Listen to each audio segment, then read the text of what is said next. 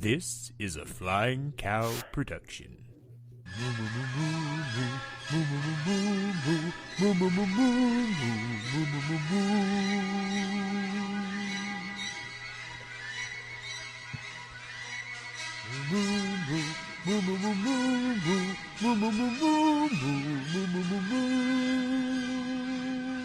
Well, hello and welcome back to the Great Film Challenge. My name is Clay Johnson, the Flying Cow himself, and here with me, as always, is my nephew, Aaron. Aaron, how we doing today, buddy? Good. How are you?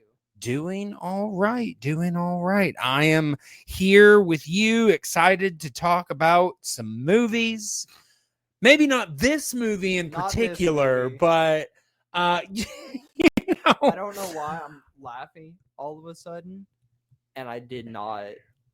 yeah. This is not the mood I felt for this movie, but yeah. Yeah, no, I mean, honestly, sometimes when you see something bad, your reaction is to laugh because I it's, did not laugh at this. well, I mean, maybe not laugh Most of at it. it, but just afterwards, it's just like, wow, that just wasn't very good. But yeah, I mean, we are today, if you didn't read the title on the episode, we are today talking about Martin Scorsese's Gangs of New York. The film came out in 2002. It was directed by Martin Scorsese.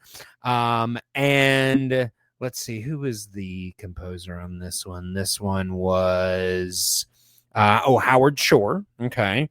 So, good composer. I don't really notice music that much. Did you notice anything particular in music? A little bit. I think I was too focused. Weren't really paying attention. Yeah. Sure. But it also starred Leonardo DiCaprio, Daniel Day-Lewis, Cameron Diaz, Jim Broadbent, John C. Reilly, Henry Thomas, Stephen Graham, Eddie Manson, Liam Neeson, Brendan Gleeson, and many, many, many, many more. Yeah, this is not a good movie. And here's the thing. This is one of those that I had seen, you had not. I had not seen it yet, and this was like my first Scorsese. Yes, and I mean, look, I really hope that I didn't build you up to not like this movie. I tried, I even told you, I was like, I don't like it, but you very well might. I was gonna say, I went into it very open. Yeah. And I really liked what they were trying to set up with the opening scene. Sure. And okay, I'm going to word this very carefully. Okay. I like the aesthetic and sometimes the time period for storytelling of the 1800s up to like the 1910s. There's something about it, and I just like it. Sure. There are things in that time period that happened that I do not agree with. Oh, well, I mean, of yeah, course. Obviously, I should have figured that out by now. Yeah, I mean, just because you enjoy seeing a particular time period doesn't mean that you give your stamp of approval to everything that happened in it. I mean, I enjoy Westerns. I don't think very many good things happened during that time. I mean, especially if you were a woman or a person of color. Yeah. Absolutely. But it doesn't mean that I'm not interested in seeing, the time period depicted on film. Yeah. So yeah, I mean, I agree. I think the aesthetic and the look of the film is not the problem. Yeah, definitely not. I think the visuals were amazing on basically everything. Well, and here's the thing. Going in, when I looked at this list, and it says 100 movies bucket list. I will say it does not say 100 greatest movies bucket list. Yeah.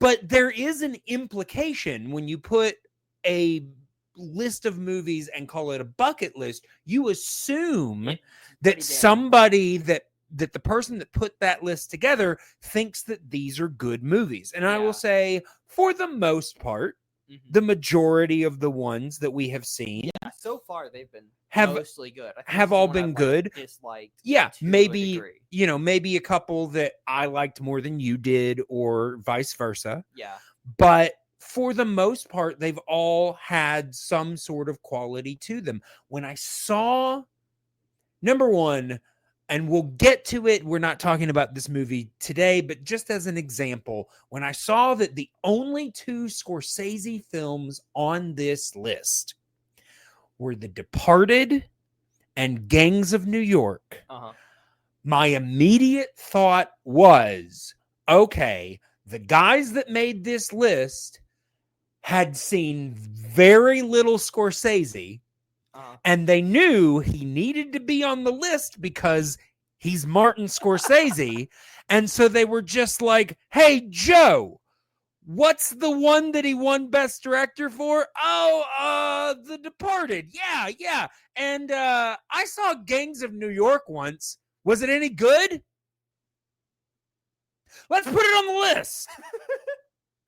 I literally think that was their decision making in putting, because here's the thing. I don't think The Departed's a bad film. I don't. I think if you put these 2 next to each other, and here's the thing, they were both nominated for Best Picture. I think The Departed is definitely better than Gangs of New York. Do I think it is his best film? No. It's not even his best crime film. And of course, that's what Scorsese was at least the most honored for. He makes a lot of different types of films, but the crime films are more what he's known for. But instead of, putting, something like, Raging Bull or Taxi Driver or Goodfellas or something like that, they put these 2, and I'm just like, and here's the thing. I know people that like Gangs of New York. Good. I'm glad you can get something out of it. But for me, number one, it does not feel like a Scorsese film to me at all. Partially because Scorsese films are usually so well developed, and there's an order, even when there's a lot going on. There's an order to the chaos. This is just a mess. There is so much going on in this film. I think he's trying to bring attention to a lot of things in this film. The problem is he's trying to bring attention to so many that it gets muddled. Here's the thing that I had forgotten when I from seeing it the first time, and it's actually the thing that I found the most interesting, the backdrop of this is happening during the Civil War. And I think if you had asked me, I probably would have told you that it was closer to the turn of the century. I think I assumed that this was like 1890s going into 1900s. It can look like that sometimes. But like I said, the backdrop of this is the Civil War is ongoing. And they are getting closer and closer and closer, and eventually get to the first draft in America for the Civil War. And so you've got that very complicated issue, the Civil War on its own, complicated, and then the draft, in which what we're seeing depicted is that basically immigrants are being conscripted into the army fresh off the boat. And I mean, obviously they're selling them on the free meals and all that kind of good stuff, which had been there's one of the reasons that there were so many Irish immigrants at that time were because of the potato famines in Ireland. And so, you sell them on food, of course they're going to jump on the boat. I thought that was very interesting, but it's a backdrop. And what we're hearing more about is the racism of the characters. We got a lot more of that. And this is probably just me, Sure, as well as even the slightly more like engaged history people. The food was BS. Both in quality, of course, because it's military food. Oh, but sure. Also, if you got even in a slightly bad spot, and your delivery gets bad on the way there, or some problems come up for the delivery, you're gonna get right. But again, like I said, they're being promised food, and they're coming from an area where they were not. So to them, they wouldn't having know. Right. Yeah. I mean I'm not arguing that any of that would have been proven to be bullshit. I mean, I think the film's I don't think that the film is idealizing the Union Army here. If anything, they're actually kind of villainizing what's going on, which is an interesting point to take when it comes to anything that has to do with Lincoln's presidency. I mean, I think he did a lot of good, but not a lot of the bad that was done is talked about. So I think that that's interesting. But again, that's not what the movie is about. That's just a backdrop to, and I mean, I even think that what the film does highlight could make for an interesting story if it was told from the correct perspectives. And I do want to just break down for anybody that has not seen this film, who's not familiar with it. Let's kind of break down the basic plot. So it is basically takes place. Well, it starts in 1846. We basically see a gang war breaking out where the American natives, led by Bill the Butcher, of course, played by Daniel Day-Lewis, and we'll talk about him definitely later. Basically fighting against the Dead Rabbits, led by Priest Vallon, who is played by Liam Neeson. It very quickly sets up, the idea that runs throughout this film that Bill represents the natives, who the whole reason they're called that is because they were born in America and they are fighting against the immigrants. And basically the immigrants are being bullied by the natives. The natives have only been there maybe 1 or 2 generations longer than the immigrants. So, and that's being racist against immigrants is nothing new. It's not new. It's not noble. It's always been bullshit. But yeah, it's just, so we've got this thing set up. They fight. And Bill kills Priest Vallon, which is interesting because through the whole rest of the film, and I mean even immediately after he kills him, he honors this man that he fundamentally hates, and I'm just like, then why did you kill him? Maybe if you just sat down and talked to the man, you could have realized that you guys could have worked together. The only reason he was fighting you is because you were being an asshole to him. So why any of this? And I mean, yes, I mean, really, that's kind of what the whole film is saying, is none of this needed to happen. A lot of it did not need to happen. But it does it in a better way at times, and at other times it's just like, what? Okay. And honestly, I think if we had told the story between Bill the Butcher and Priest Vallon, this would have been a much more interesting film. Because I mean, Liam Neeson, the very little that we get him, I mean, number one, it's Liam Neeson. He's and awesome. Yeah, he's great, and he seems like a very interesting character in the very little that we see. The problem is that he dies very quickly. Yeah. And then the story is then fast forwarded to 1862, and now his son, played by Leonardo DiCaprio, is basically out to avenge his father's death. And the problem is that Leo does not.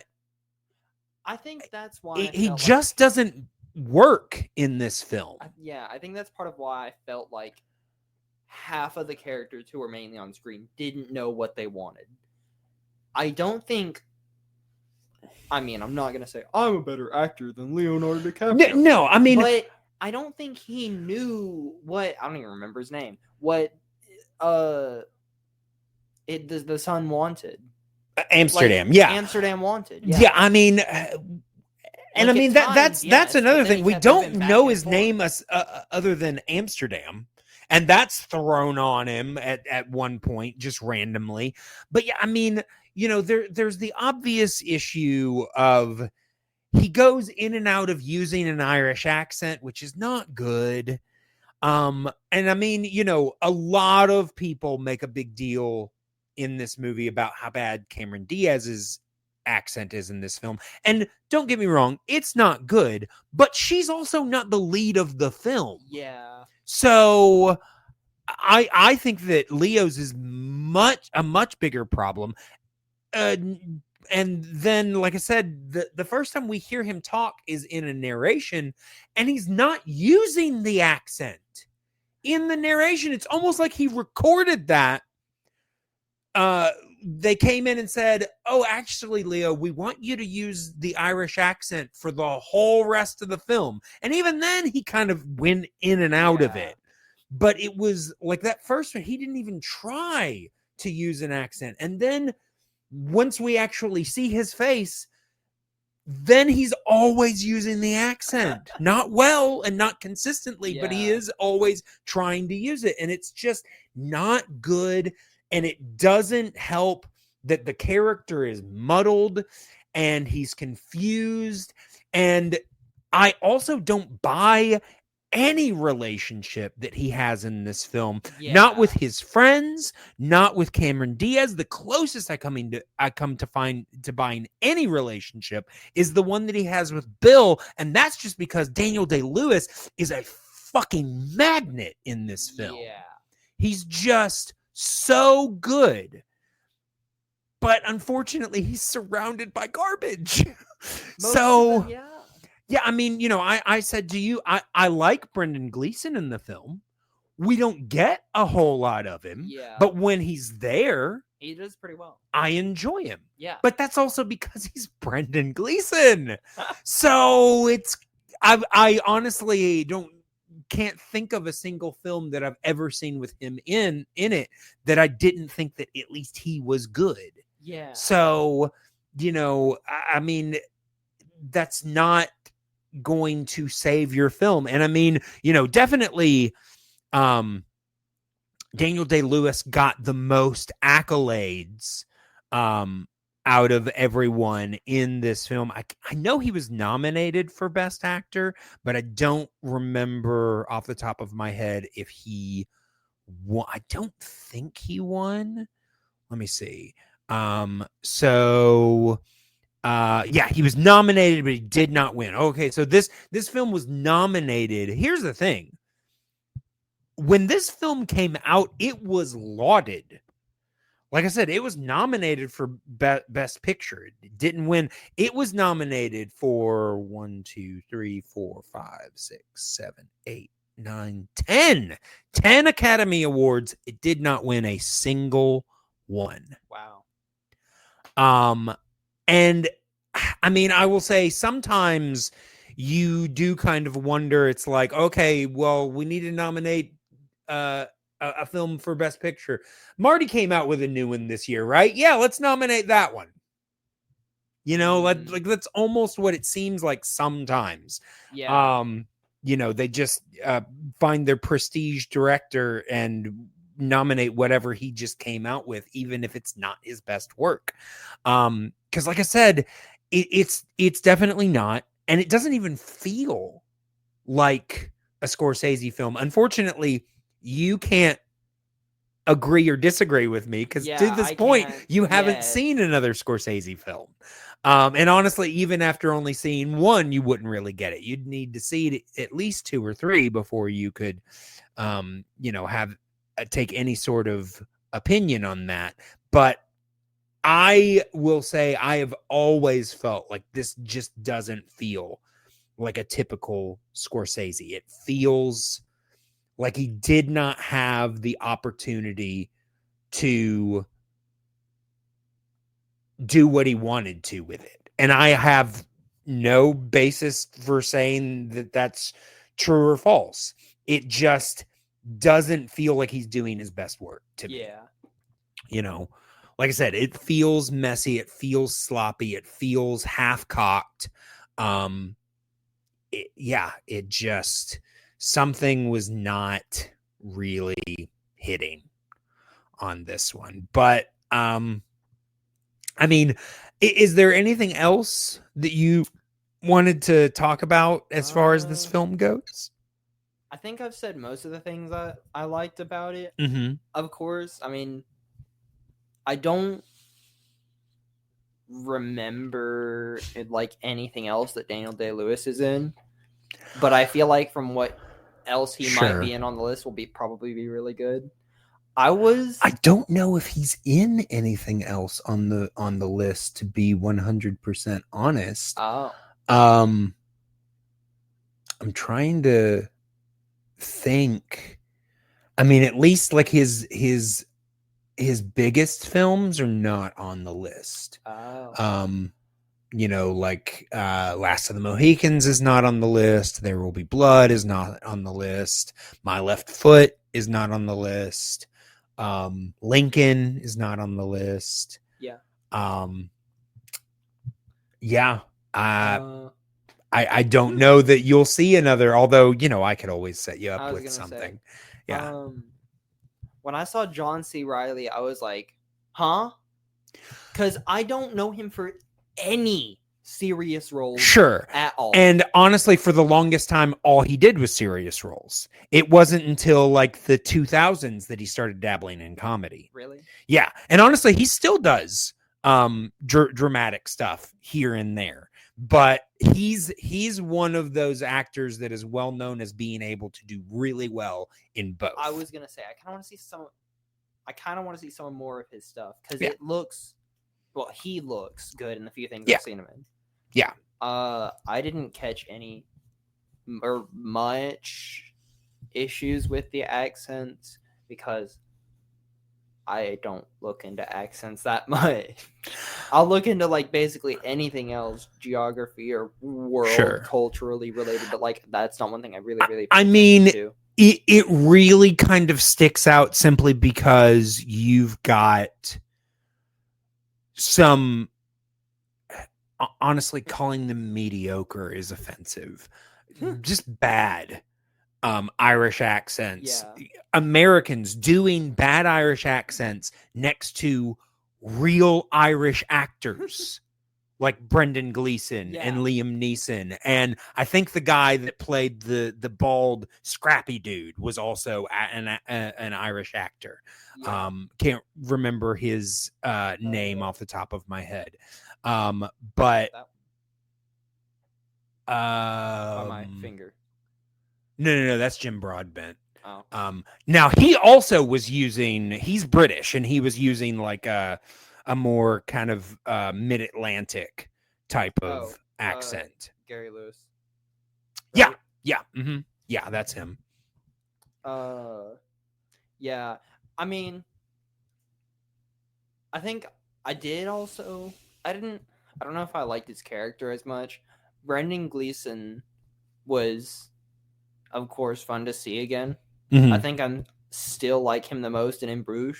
Oh, well, yeah, I mean, That he's a good. much more realized character in Yeah. that. This is definitely a bigger ensemble, and even within the ensemble, he doesn't have a big role to play. Yeah. And I mean, honestly, even the role that they give him feels a little convenient. Yeah. You know, because it's like when we first see him, he's basically just a mercenary, you know, a hired gun, and then it turns out that he's the only one that's actually looking out for you know, Valen's legacy. And it's like, I mean, I kind of get where you're going, because it's the one you would have expected the least, but it didn't feel fully earned. Yeah. You know, and I mean, I think completely feel that's right. a lot of the problem of this film, is it tries a lot of, you know, very emotional things, but it doesn't earn them. Yeah. You know? I kind of liked it. It was kind of montaged a little bit. They Mhm. kind of went through it fairly quickly. The bit of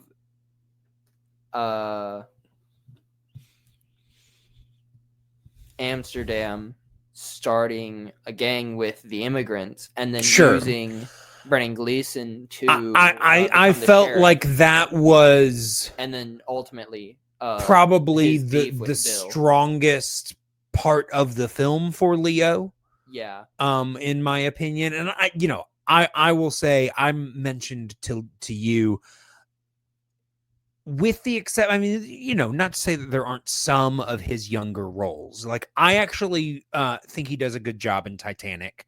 I don't mind him in his Romeo plus Juliet. But there's a time, definitely in like the early 2000s, where, and here's the thing, Leo was in his like mid to late 20s by this point, but he always looked so much younger than that. And he would often have these like scraggly beards that he looked like a teenager trying to pretend he was an adult. And so I just had I had a very hard time enjoying a lot of those performances. Not to say that I don't think he's a good actor. I just think that in a lot of that stuff, he was a little miscast. Yeah. I mean, because, you know, the things that I named, he's not trying to act like a tough guy. I mean, kind of in Romeo plus Juliet, but he's also Romeo. He's supposed to be an ignorant teenager. Yeah. So it's fine. It works. But in a lot of like these types of roles where he's playing, you know, adults who are supposed to be the age that he probably actually was, it just doesn't read to me. Yeah. And he was working a lot with Martin Scorsese at this time, and they were doing a lot of those things. And I mean, I don't know, maybe I should go back and rewatch some of them, but in initially watching them, I always had the same problem. He looks like a child pretending to be an adult. Yeah. You know, and I I don't think that this is a good like argument against that. Yeah.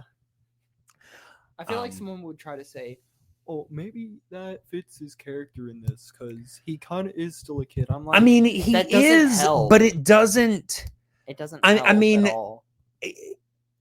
Honestly, that read actually doesn't hurt, but it also doesn't help that I just don't think he had his head around this character. Yeah. I don't know that anyone did.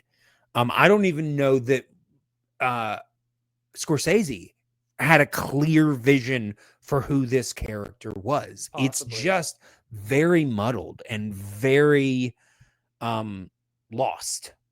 And and unfortunately that's kind of the way the whole movie feels. I don't know if it's because the character was lost, Uh-huh. or the character being lost is a byproduct of the whole movie being lost. I'm not sure. I just know that it doesn't really work for me. Yeah.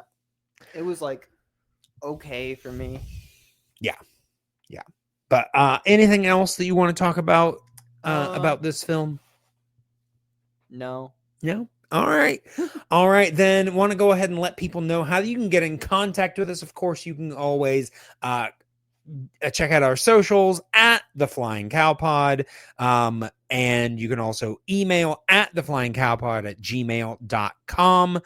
Check out everything that we've got going on over there. But now it is time to discuss what our next film is going to be. Yep. Aaron, are we going to spin a wheel? No. No? What are we going to do? Oh, well, we're not going to announce that. That we'll Okay. just do that. Don't worry about that.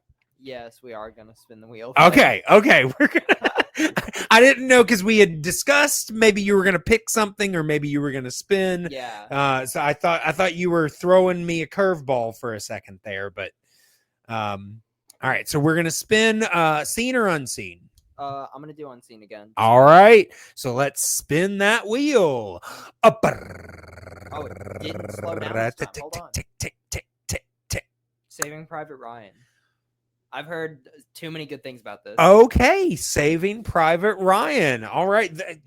The wheel wants us to do action right now, apparently. Okay. I mean, obviously kind of prestige action. I don't care. I've heard a lot of good things about this movie. Yeah. It'll be an interesting film to check out. Especially because we've talked about the fact that there's a lot of Spielberg on this list. Oh yeah. But so far we've done all kind of, the earlier of Spielberg's filmography. Yes. The last one that we did was Jurassic Park, which was kind of the turning point, because it was right before Schindler's List. So it'll be interesting to see what you think about this version of Spielberg. I'm curious. Yeah, absolutely. It's gonna make me want to rewatch All Quiet on the Western Front. Maybe. Okay. I would hope so, because I liked that one. Okay. All right. Well, like I said, we will be back next time with Saving Private Ryan. But until that time, moo.